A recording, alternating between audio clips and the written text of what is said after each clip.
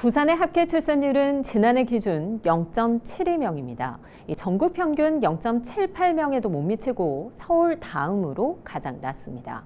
정부가 다자녀 기준을 3자녀 이상에서 2자녀 이상으로 기준을 완화했는데 부산시도 다자녀 기준을 2자녀 가정으로 확대하겠다고 발표했습니다. 기존 3자녀 가정 2만 5천여 세대에서 5배 이상 증가한 총 15만 7천여 세대가 다자녀 정책 지원을 받게 됩니다. 눈에 띄는 정책은 다자녀 교육 지원 포인트 신설입니다. 이르면 내년 상반기부터 초등학생에서 고등학생이 있는 2자녀 가정에는 연 30만 원, 또 3자녀 이상 가정에는 연 50만 원의 교육 포인트가 지원되는데요. 이 포인트는 학습 교재 구입과 학원비 등에 사용할 수 있습니다.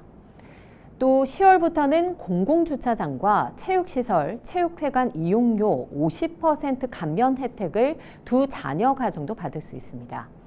그런데 광안대교 통행료 면제나 도시철도 운임 50% 감면, 상하수도 요금 감면, 학교 이후 급식 지원은 여전히 3자녀 이상 가정만 받을 수 있습니다. 다자녀 가정 기준을 확대한다고 했지만 일상생활에서 체감하는 혜택은 정작 2자녀 가정은 받을 수 없는 겁니다. 막대한 예산 때문입니다.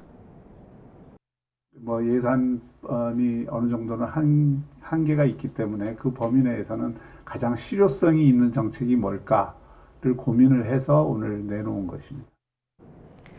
부산시는 다자녀 기준 확대로 연 200억 원의 예산이 투입될 것으로 예상하고 있는데 이 다자녀 가정의 활용 빈도가 높은 서비스까지 2자녀 가정에 혜택을 준다면 예산은 더 늘어나겠죠.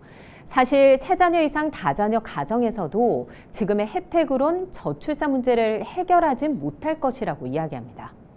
생활비를 감면할 수 있는 그런 혜택을 좀 더 준다든지 해서 2명 낳았더니 3명 낳으면 더 좋고 3명 낳아 키웠더니 4명 낳으면 더 좋다는 분위기가 됐으면 좋겠는 거예요.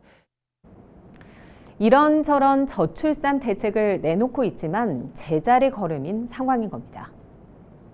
아이를 키우면서 이 부산에서 활용할 수 있는 시설이나 콘텐츠 이런 것들이 풍부해서 정말 행복한 가정을 이루는데 부산이 좋은 도시다. 이런 인식들이 구축될 때까지는 어느 정도는 저는 좀 시간이 걸린다고 봅니다.